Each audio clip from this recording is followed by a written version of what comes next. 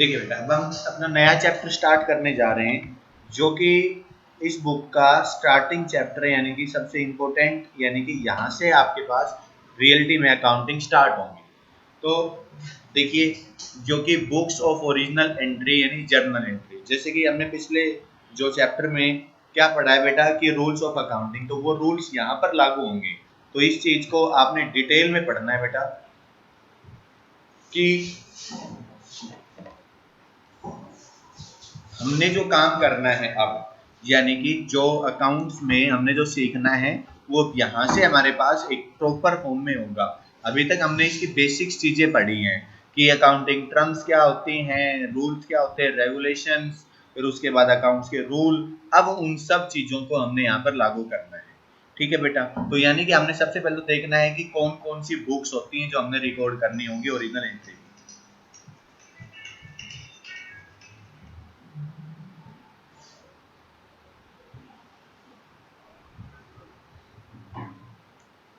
उसके बाद हम बात करेंगे कि meaning and format of journal, journal entries का फॉर्मेट क्या होगा, कि किस ब्लॉग में हम इसको बनाएंगे। पिक्चर्स ऑफ जर्नल्स, जो जर्नल होंगी पिक्चर्स वो क्या होंगी। Advantage of limitations of journal, rule of journaling और recording for entries for journal, ये करनी है। तो देखिए, जब भी कोई बिजनेस स्टार्ट होता है तो उसका मेन जो काम होता है वो होता है अकाउंटिंग। यानी कि अगर अकाउंटिंग नहीं है तो उसको कुछ नहीं पता होता क्या हो रहा है क्या नहीं हो रहा है, और किसको कितना पे करना है, किससे क्या मिला है। अगर ये होगा तो वो बिजनेस बहुत जल्दी बंद हो जाएगा, अगर ऐसा नहीं करेगा तो उसको ये नॉलेज होनी चाहिए प्रॉपर अकाउंटिंग की, कि कैसे वो अकाउंटिंग करे, हर डाटा उसके पास सिक्योर होना चाहिए। तो उसके लिए हम क्या करते हैं, देखिए हमने क्या क्या पढ़ना होगा, कैसे करना होगा, ये मैं आपको सिखाऊंगा बहुत डिटेल में। देखिए, सबसे पहले देखिए, the books of which transaction recorded for the first time from a source of documents called books of original entry. क्या कहा गया बेटा कि जो रिकॉर्ड है, जो फर्स्ट टाइम रिकॉर्ड किया जाता है डॉक्यूमेंट्स, उसको क्या बोला जाता है, बुक्स ऑफ ओरिजिनल एंट्रीज कहा जाता है। यानी कि वही ओरिजिनल एंट्रीज होती है। Journal is one of the basic books original entry in which transactions are originally recorded in chronological day to day। chronological का मतलब क्या होता है बेटा, यानी कि इन्होंने क्या कहा है कि ट्रांजेक्शन्स जो हैं ओरिजिनल एंट्री, यानी कि जो फर्स्ट टाइम की जाती है, हम बोलते हैं ना कि ओरिजिनल है ये, तो ओरिजिनल जो वर्ड है उसका मतलब ये स्टार्टिंग, यानी कि सबसे पहला जो काम किया जाता है वो वाला है। और ट्रांजेक्शन्स आप सबको पता है कि ट्रांजेक्शन्स कौन सी होनी चाहिए, जो इकोनॉमिक ट्रांजेक्शन हो, जिसको हम पैसे में अच्छे से कन्वर्ट कर सके, वो इकोनॉमिक ट्रांजेक्शन्स होंगी। और उनको हम कॉर्नोलॉजिकल मतलब डे टू डे, मान लीजिए आज आपने बिजनेस शुरू किया तो आज सुबह 8 बजे स्टार्ट हुआ है, तो 8 बजे क्या ट्रांजेक्शन हुई, 8:15 बजे जो काम किया उसकी हुई, फिर उसके बाद पूरे दिन में time to time, day to day और टाइम के अकॉर्डिंग उनको हम रिकॉर्ड करेंगे, उसको बोलते थे कॉर्नोलॉजिकल। डे टू डे यानी कि according to principle double entry system, क्योंकि कल की क्लास में हमने क्या देखा था, डबल एंट्री सिस्टम। तो डबल एंट्री सिस्टम के basic, when the size of business is small one, चाहे वो स्मॉल हो या बड़ा हो, छोटा हो, कोई भी हो, सबको जरूरत पड़ती है इस चीज की। ठीक है, तो वो कैसे होगा, छोटा होगा तो वो ग्रो करेगा, बड़ा होगा अगर no longer possible record to every transaction of journal, अगर उसके पास ट्रांजेक्शन नहीं है तो वो कभी भी बिजनेस बड़ा नहीं हो सकता। ठीक है, क्योंकि कहीं ना कहीं उसको ये लगेगा कि पता नहीं क्या हो रहा है, और फिर एक पीरियड ऐसा आएगा कि हम कुछ भूलते रहेंगे, हमें लॉस होता रहेगा, कोई हमें पैसा नहीं दे रहा, हम किसी को ज्यादा दे रहे हैं। तो ये सारी चीजें मैटर करती हैं। अगर रिकॉर्डिंग अच्छी सी है तो हम कभी भी मार नहीं खाएंगे। देखिए, स्पेशल पर्पज और सब्सिडरी बुक्स जो रहेंगी उनको क्या बोलेंगे, तो हो गया सब जर्नल, और एक बोली जाती है बेटा स्पेशल पर्पज। तो सब्सिडरी बुक्स कौन सी होंगी, एक हम बनाएंगे बेटा कैश बुक। तो कैश बुक में केवल एंड केवल वही पॉइंट्स वही होंगे जो कैश से रिलेटेड होगा, या तो कैश पैसा जाएगा आपके यहाँ से या आएगा, तो वही ट्रांजेक्शन आप करोगे जिससे आपने कैश में ट्रांजेक्शन करी है। समझ में आ गई बात, चाहे वो कोई भी हो बेटा, चाहे वो असेट से रिलेटेड हो या वो स्टॉक से रिलेटेड हो, सामान से, या आपके डेटर क्रेडिटर यानी कि जो खरीदना बेचना है, कुछ भी हो, चाहे संपत्ति हो, यानी कैश बुक में कैश रिलेटेड आपके यहाँ से आपके पॉकेट से पैसा गया और आपके पॉकेट में पैसा आया, वो सारी ट्रांजेक्शन किस में होंगी, कैश बुक में होंगी। उसके बाद हम बात करते हैं बेटा परचेज बुक। तो जब भी हम कोई उधार में सामान खरीदेंगे, ध्यान से समझना, जब भी हम कोई उधार में सामान खरीदेंगे तो वो परचेज बुक में रिकॉर्ड होगा। फिर आती है सेल बुक। तो सेल बुक का मतलब क्या होता है, जब भी हम कोई सामान उधार में बेचेंगे, यानी कि हम अपने रिलेटिव्स या जानकार को उधार में सामान देते हैं, तो किस में यूज होगा, सेल बुक में होगा। फिर purchase return book. Purchase return, मान लो आपने सामान खरीदा और कुछ सामान गलत आ गया, तो आप उसको क्या करते हो, वापस करते हो, तो वो क्या होगी, परचेज रिटर्न बुक होगी। ठीक है। फिर है सेल्स रिटर्न बुक। तो सेल्स रिटर्न बुक में क्या होगा, जो आपने सामान बेचा वो सामान वापिस आ जाता है। कई बार होता है ना बेटा कि आप मार्केट से कोई सामान खरीद के लाते हो, घर पे आते हो, तो घर पे आते मम्मा कहती है कि बेटा जो गलत आ गया, तो आप कहते हो ठीक है मैं वापस दे आता हूँ या दे आती हूँ। तो आप क्या करते हो, वापस दे के आते हो उसको। तो जो बिजनेसमैन, जिस दुकानदार है, वो क्या करेगा, उसने सेल कर दिया था और सेल वो वापस आ गई, तो सेल रिटर्न बुक में उसकी एंट्री करेगा।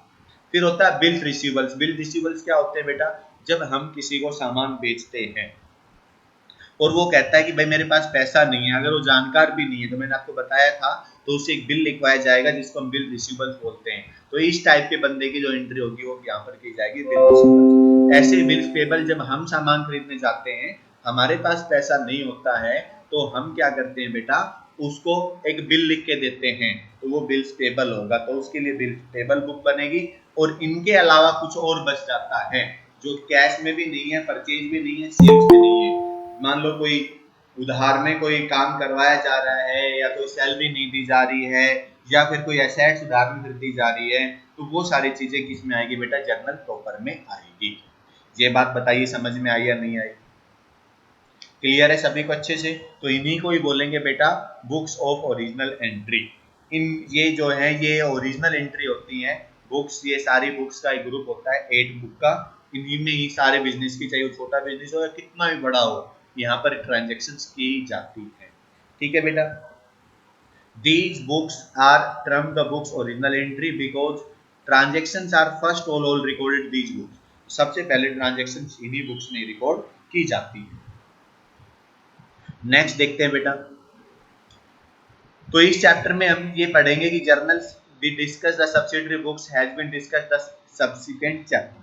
तो यानी केवल हमें जर्नल को देखना है इस चैप्टर में कि जर्नली जो सारी जो ट्रांजैक्शंस होंगी वो कैसे होंगी, और उसके बाद सब्सिडरी बुक्स हम नेक्स्ट चैप्टर में पढ़ेंगे। तो सबसे पहले हम जर्नल की बात करते हैं। तो जर्नल देखिए बेटा,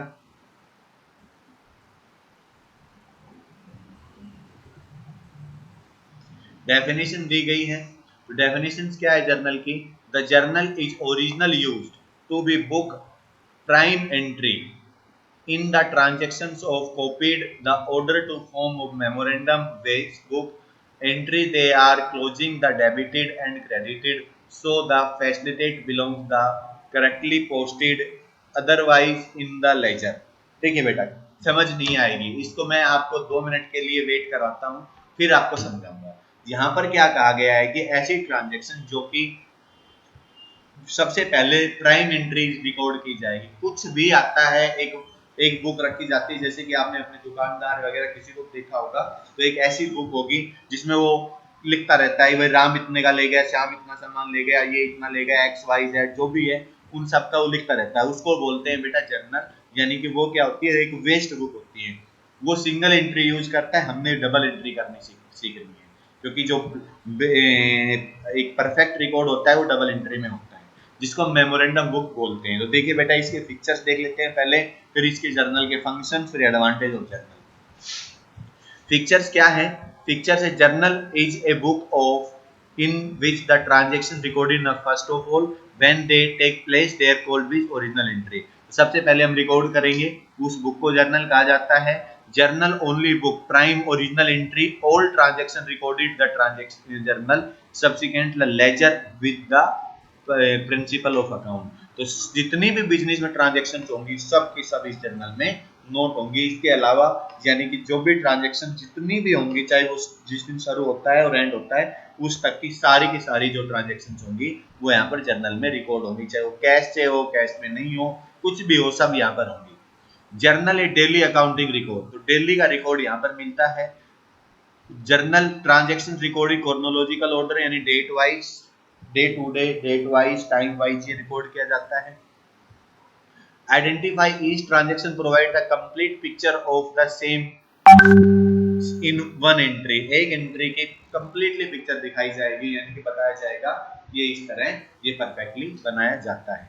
The journal record both debit and credit as per the transaction record to double entry system of bookkeeping।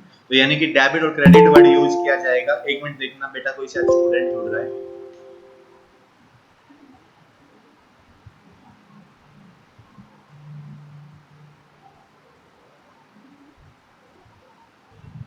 नहीं, चलिए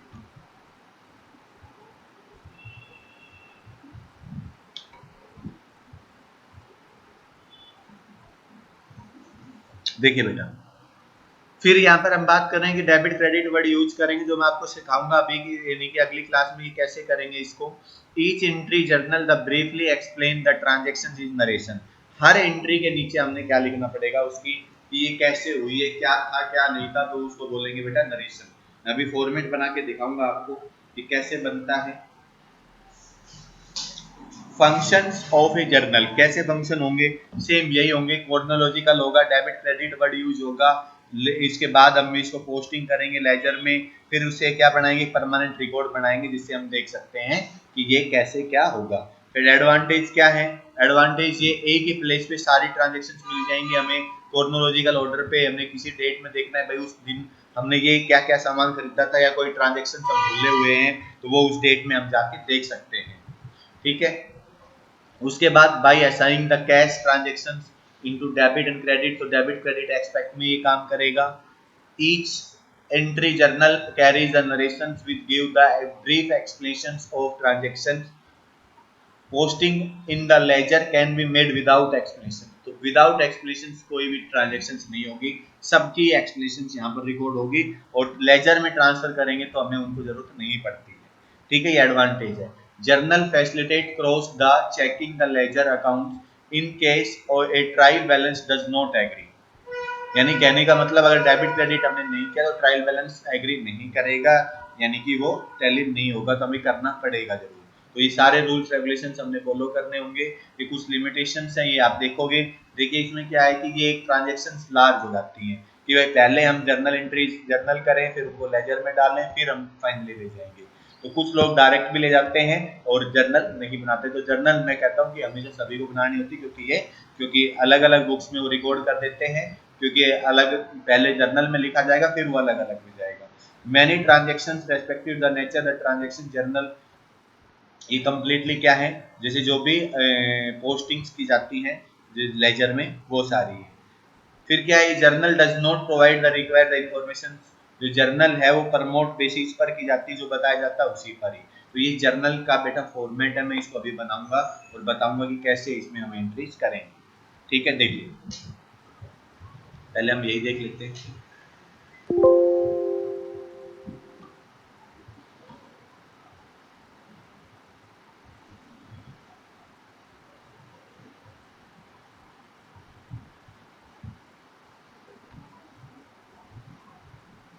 देखिए बेटा, जो जर्नल एंट्री का फॉर्मेट बनेगा वो आपने अपनी नोटबुक में इस तरह बनाना है।